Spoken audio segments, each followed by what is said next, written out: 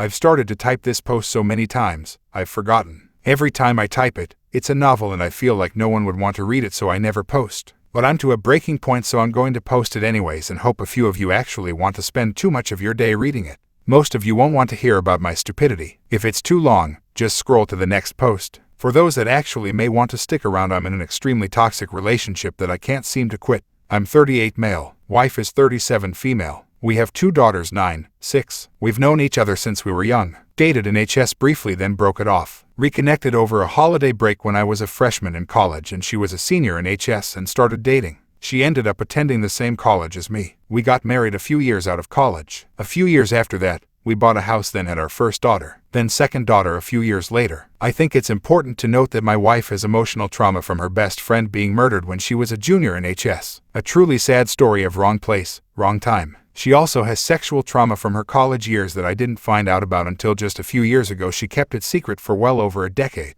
I have a lot of trauma from a rocky childhood, one of those childhood situations where it looked rosy from the outside but had an emotionally abusive, alcoholic father who treated my mother and frequently us, his kids, like crap. I think this plays a role in my response to what you're about to read, as well as my wife's behavior. But I digress. Right after we got married, my wife changed a lot. I know people say that frequently, but we had recently moved to a new city and she immediately became extremely controlling. She had always displayed some of these tendencies when we were dating, but it wasn't extreme. Once we were married, it became extreme. I'll give a few examples just to help paint the picture, although there are hundreds more. Keep in mind that below I say I wasn't allowed to do things. What I mean by that is that she'd forbid it or find every reason why I couldn't, and if I pushed forward anyways because it was innocent or well-intended, I'd get an extremely angry, passive-aggressive response that made life miserable. I couldn't use the master toilet in our house, ever. I stunk it up one day, and ever since then, she forbid it. I wasn't allowed to have any friends. She had zero reason not to trust me. I wouldn't even go to a lunch with a female coworker without telling her beforehand who was all going and where, but she had deep-seated trust issues, and my having friends or any social contact seemed to make her extremely jealous. Every time I had something planned with a buddy, coworkers divided by etc.,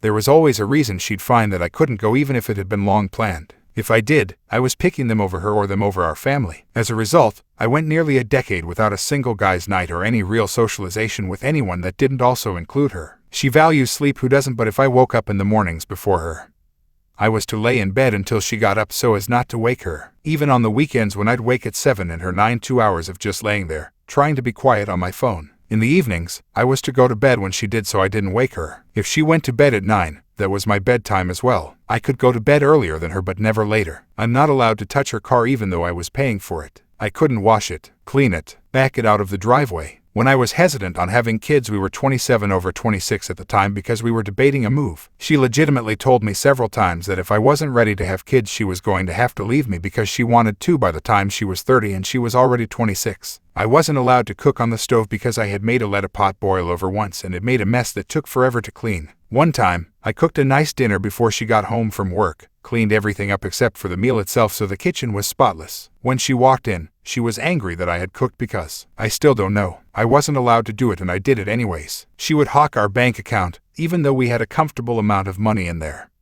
And if I spent $2 at a gas station, I'd get a call at work about why and ridiculed on if that was necessary. In fairness, this was less of an issue in later years when we had much more money in the bank, but we had plenty at the time of these events as well. I can't even sit on our living room furniture, not even when clean right after a shower because it'll mess it up. The kids aren't allowed to touch it either. It's 5 years old now and I've got more fingers on my hand than the number of times it's been sat on. I'm not allowed to use her phone charger because I might break it.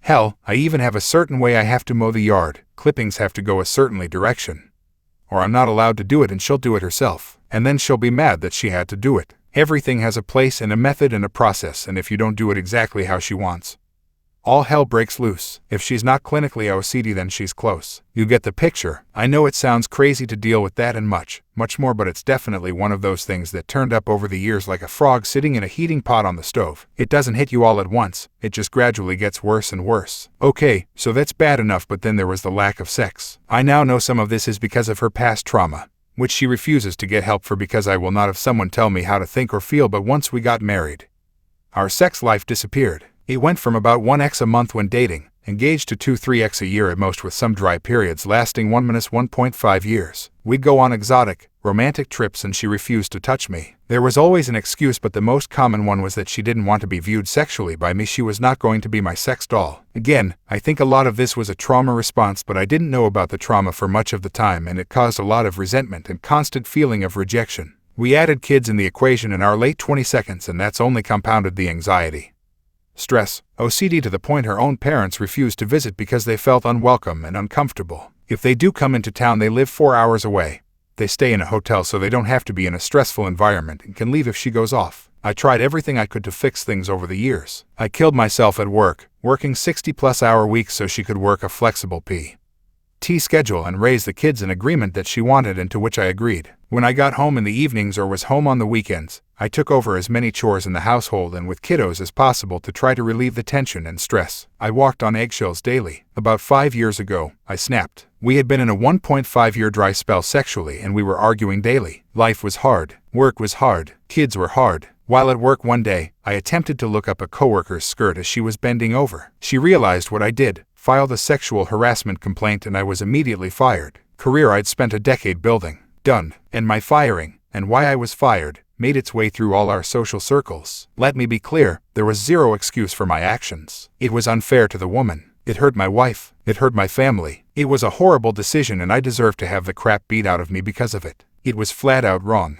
I got a new job fairly quickly, but in a trade field that my wife didn't respect at all, and she reminded me of it all the time. It was good money, not quite as much as before, but enough to continue our lifestyle. But my wife hated me. She resented me. Nearly daily she'd say she was married to a pervert. She lost all her respect for me, and it was evident. I had been seeing a counselor for years due to our marital issues. She refused to go, but I went into a deep depression. I had lost my hard-earned career. I had lost the respect of my wife. I felt worthless as a provider, husband, father, human being. I put in a gun to my head that year, but kept thinking about my daughters and how I couldn't do that to them, and it passed. But I was still deeply depressed. 2 years go by and my wife and I are just coexisting. There's no physical, emotional intimacy. We're roommates. She's still extremely resentful and won't let it go. I probably should have left her then, not because she was resentful.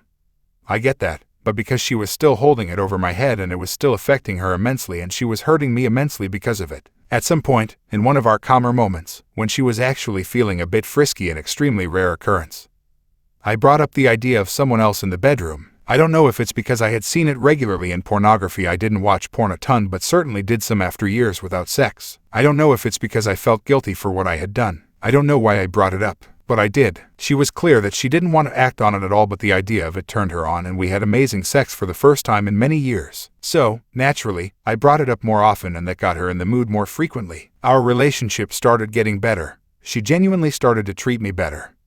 She desired sex with me more, etc. It was a good run for several months, but it wasn't to last because, well, we acted on it. We found a guy that lived a few hours away that was willing to be involved with us, except he didn't really want me in the room. He mostly just wanted to bang my wife, but said he was willing to make me feel a part. Maybe it was the guilt talking. Maybe I truly was turned on by my wife being desired by someone else. I still don't know. But I agreed with explicit instructions that I was to be involved in some way. I didn't care if it was pictures, videos, etc. Just make me feel included, because I am not into feeling humiliated, and was not signing off on an affair. This was supposed to be something for us to explore, and we all agreed to end it if anyone felt uncomfortable. But just like you hear all the time, that didn't happen. She stayed overnight with him the first night, and I didn't get anything. Texts went unanswered. Phone calls went unanswered. No videos. No pictures. I was hurt and felt used because I had only agreed to this under certain circumstances that I wasn't even that okay with to begin with, but was willing to accommodate. When she returned the next day from her night with him,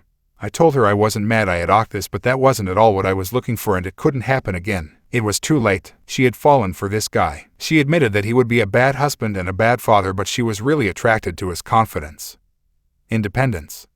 And she told me she respected him more than me. That just caused me to work harder to gain her trust and love, and do everything I could to salvage the relationship. And as I worked harder at our relationship, she just leaned more into him. Over the span of 5 months, she went on half a dozen dates and stayed with him overnight once, despite my very clear, frequently angry and vocal expression that it was not okay with me and that she was hurting me. Her response: "I'm sorry I'm hurting you, but I'm going anyways. I should have left. But I didn't because I loved her." I confronted the guy multiple times and was met with, "I don't care what you want. If your wife wants me, then I'm going to do what she's willing to do. She doesn't need to be married to a pervert like you anyways. I'm not a hateful person, but I've never wanted to kill a man more. I already got in trouble once for being stupid. I didn't need to go to jail for what I'd do to him. I filed for divorce but never really got much farther because I didn't really want a divorce. I slept at the office on the couch for 7 months because she forbid us spending money on an apartment, but I couldn't be in the same house while she was still in contact with her affair partner. It killed me. I'd go up to the office after the kids went to bed so they didn't know I was absent and would return before they got up in the AM to get them ready for school. It was an emotional and physical drain. I eventually couldn't do that anymore and we separated and I got an apartment. We split custody as if we were divorced but both still saw each other and the kids daily. Her interactions with her affair partner began to dwindle. Parenting is tough and she began working more and he lived hours away and also worked a bunch. Their communication was still there, just not daily. My wife and I would see each other every evening either at kids' events or for dinner, and we would talk every night for over an hour. That was absurd on my part to give her so much access to me despite all that was going on. Had gone on, but I did because I hoped maybe we could save our marriage. I guess her control of me during the separation was still there, maybe even heightened because I wasn't present. At one point, I discovered she had a friend follow me around in the AM to see if I was running around on her. I wasn't. I eventually met another girl through mutual friends that was recently divorced and we hit it off. We never acted on anything in any physical way, but we began getting close. I eventually called it off before it got too far because I could see that it could lead down a destructive path and either make the repair of my marriage impossible or cause the dissolution of the marriage to be a utter shitshow. And truth be told, I still had feelings for my wife and it wasn't fair to pursue someone if I couldn't commit to her. It was hard to end their relationship, however, because I was feeling more confident in myself than ever and was happy for the first time in a long time. I still think it was the right call, though. My wife did eventually find out about this person and went absolutely crazy. Accused me of sleeping around. We never did, and every interaction I had with a female was treated as if I was cheating. One poor woman with which I had a strict business relationship was put through the ringer because my wife swore we were doing stuff behind her back despite the fact that I'd never even seen this woman outside of a business setting with other people around. In hindsight, I think she was looking for the mirror of her actions in me to make herself feel better about what had was happening. Or it was an attempt to get me under control, or both. About 10 months ago, this is about 2.5 years into this mess involving Third Wheel, my wife said she wanted me to move back in. She had gotten into a big fight 6 months prior with the guy where he treated her worse than she's ever been treated and realized it wasn't going to work with him. I told her I needed to think through it, but that, if I did, I needed 3 things. 1. Counseling. 2. All contact with her affair partner had to be gone completely. And 3. I needed to know that she loved me. I needed to see that she wanted for me emotionally, physically, cared about my feelings, and was truly committed to a relationship where we both sacrificially loved hard for each other. She wasn't sure if she could commit to all of that. She's an accountant and, despite their dwindling relationship, was doing all of her ex-affair partner's accounting work, which created some regular contact that she was unsure of how to end. She absolutely refused counseling and said if she did go she'd sit there and not say a word even if prompted because she wasn't going to participate. Okay, thanks. And she repeatedly said my number 3 of needing to feel loved was too ambiguous. I told her I was okay with a messy marriage if we were trying to repair, but I needed that kind of commitment from her. Ultimately, she couldn't give me the commitment, so I didn't move back. Yet, we continued to co-parent well over the next 8 months, both seeing the kids daily to keep their lives as sane as normal. We went on a couple of family vacations together. We went to lunch during the workday regularly. We ate dinner together as a family regularly. We went to social events regularly like nothing was wrong, and we talked every night like clockwork. Outside of doing his taxes, she hadn't seen her affair partner in over a year until this past June when he called her up and said he was in town. I had the kids that night at my apartment and she actually called me and told me he called and was in town and that she might run to the restaurant to see him. I said, "You know how I feel, but my guess is you'll still do whatever you want to do." She went to dinner with him. At this point, I wasn't even surprised. I was literally numb. More recently, I discovered that he has been reaching out to her via Snapchat. She swears their conversations are all one-sided and mostly of him just trying to make contact with her because she hasn't seen him but once this past June in 18 months. But I have no idea if that's true or not. Snapchat doesn't keep a record. He did send her a text message to her phone which she told me about I didn't discover just a few days ago. Probably because she wasn't responding on any other platforms. She didn't respond. 2 months ago, my apartment lease doubled in rent. I was getting a pretty good deal before, but this new rate was going to be sky high and I couldn't afford it in the house mortgage. We hadn't slept in the same bed in 3+ years at this point. I told her that I had to move again, but if I did lease a new place, we had to finalize the divorce. I was tired of living my life on hold. Or I could move back, but I needed that commitment from her and the 3 things I previously discussed. She said she would try to work on it, so, against my better judgment, I moved back. Since moving back, things haven't gone well. I genuinely don't believe she's talking to a fair partner anymore, but it could be hidden in Snapchat for all I know. She did his accounting work recently, so I know there was some communication, but she swears it was 100% professional. I honestly don't care enough anymore to try to find out if that's true or not. I either trust her or I don't. Outside of when she saw him this past June, she hasn't seen him in person in 1.5 years. However, despite saying she wants me there, she's still not comfortable with me sleeping in our bed. She says it's stupid that where I physically sleep matters and is afraid all I'm going to want is sex. So I've been sleeping in the guest bedroom for the last 2 months since I moved back. I get up before her, so I shower and get ready for work at the gym instead of waking her by using the master shower. And the guest shower is off limits because it's strictly for guests. She still refuses counseling. She says she will not communicate with a fair partner anymore, but will feel guilty if she doesn't do his accounting work, so that's going to be tough. And she says she has no way to keep him from reaching out to me. Her OCD-ness is still at an all-time high and makes me feel like a complete stranger in my own house, and I'm walking on eggshells again. And we haven't had sex in 3+ years. She says she's not sure when she'd be willing to do that again, but it could be years. But she also says she loves me, and every single time I begin pulling away, she yanks me back in with "I love you and I don't want a divorce and please don't leave me" language. Truth is, she's extremely beautiful and has been my best friend since I was 18. We have kids together, have gone through a lot of life together, get along well around our kids. And she can be extremely charming, even loving, when she wants to be. Despite all that's happened, we get along better day to day than some married couples I know who fight like cats and dogs. But there is zero emotionally intimacy in our relationship. I feel like she's built a massive wall around herself emotionally because she doesn't want to get hurt and doesn't want to lose control of her environment, and no one is allowed in. And while that kind of trauma response may be logical, her unwillingness to work on taking it down will not work for our relationship long term and isn't healthy for her whether we are together or not. And, despite how insanely stupid I've been through all of this and all the hell she's put me through, I can't seem to leave this toxic situation. I feel like she clearly doesn't really love me, or she would be willing to commit to working on our relationship and would care about how her actions and lack of commitment and closeness hurts me. She'd care that I'm sleeping in the guest bedroom and showering at the gym instead of being with her. She'd care that I'm constantly rejected for sex and have been for many years. She'd show a real desire for our relationship and want to fix it with tangible actions. But I still love her. I can somehow still picture an amazing life with her,